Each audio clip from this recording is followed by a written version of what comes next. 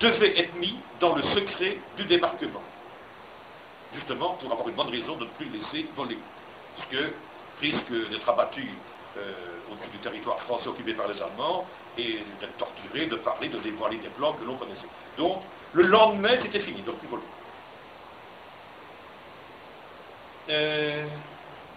Par décision du général de Gaulle, président du gouvernement provisoire, chef des armées. Il est cité à l'ordre de l'armée aérienne le 3 novembre 1944.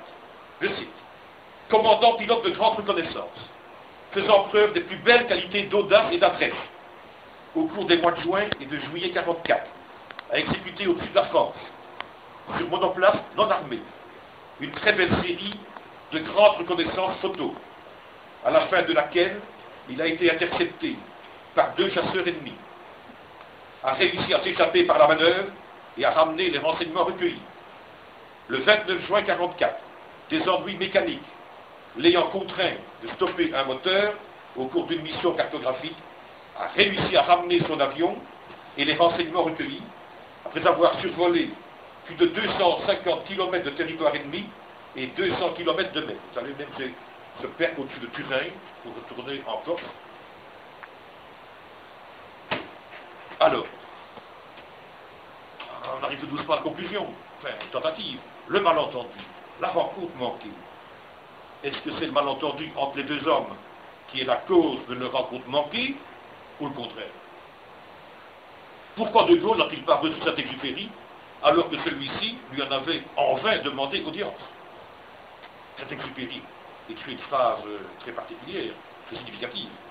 Je cite, mais quand cette haine vient d'un type exalté, mais propre, elle me démoralise, comme un malentendu d'amour. Mais on peut comprendre que Charles de Gaulle se soit irrité de voir un écrivain aussi talentueux, aussi marquant, bouder sa cause, que lui considérait comme sacrée. Sa meilleure cause, surtout, lorsque ses débuts étaient très difficiles, décadents, il avait besoin de Saint-Exupéry. Pourquoi Saint-Exupéry ne s'est-il pas tourné vers le général lui-même? De Gaulle se considérait, depuis le 18 juin 1940, le dépositaire de la légitimité française, ce que n'acceptait pas Saint-Exupéry.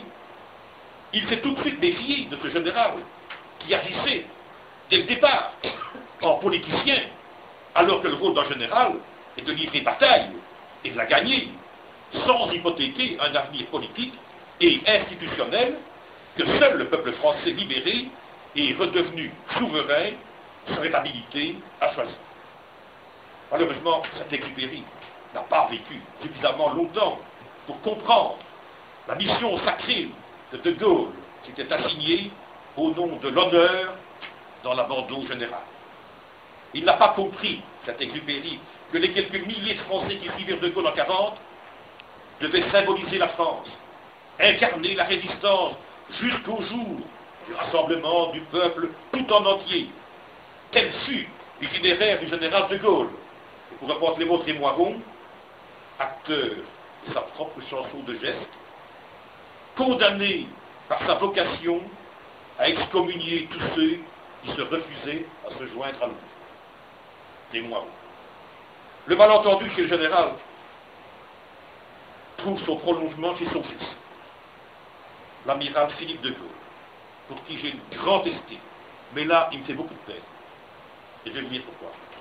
53 ans plus tard, l'amiral parle de Saint-Exupéry dans ses mémoires accessoires, tome 1, en termes fort peu élogieux, voire méprisants, où l'on relève, en tout cas moi, du reste, plusieurs inexactitudes.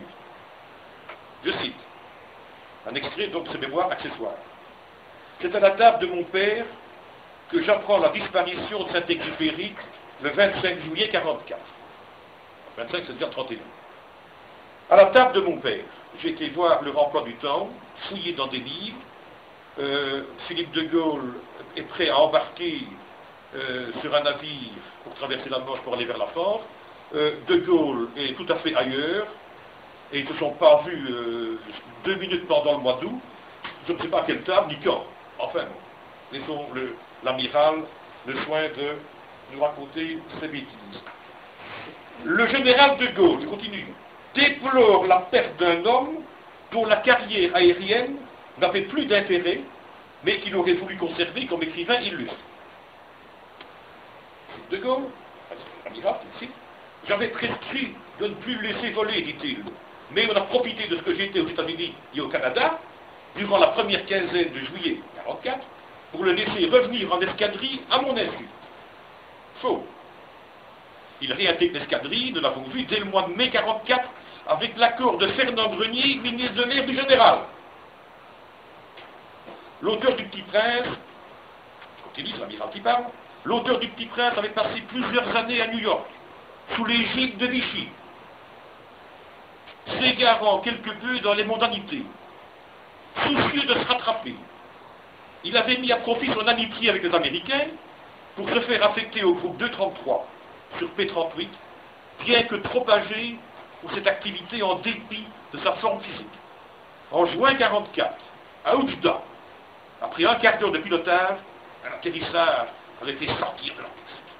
Faux. L'incident se passe à La Barza, en Tunisie, le 1er août 1943. C'est très important. Continue. C'est alors que mon père avait ordonné de le faire arrêter de vol. Mais Saint-Exupéry, vedette de la propagande américaine, se tenait à distance des Français libres. Alors là, c'est le clou. Peut-être même a-t-il voulu disparaître en plein ciel de gloire pour rejoindre la légende de pilote de guerre déjà écrite en 1940. Donc, il allusion à un suicide éventuel.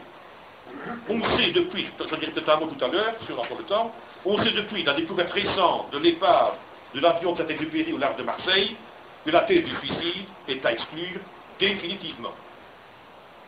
6 ans plus tard, dans son livre De Gaulle, mon père, tome 1, l'amiral persiste ici.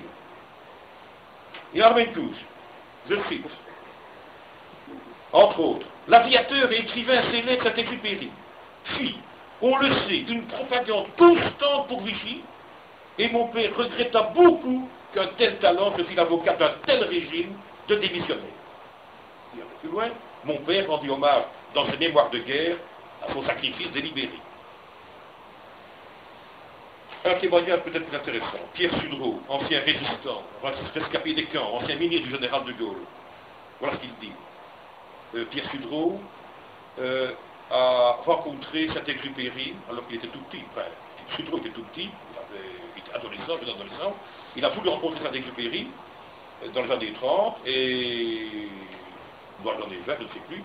Saint-Exupéry l'a rencontré et on se demande, il y a certaines théories qui disent qu'il aurait peut-être pris Pierre Sudreau enfant pour le Petit Prince. Mais je reviens à Sudreau.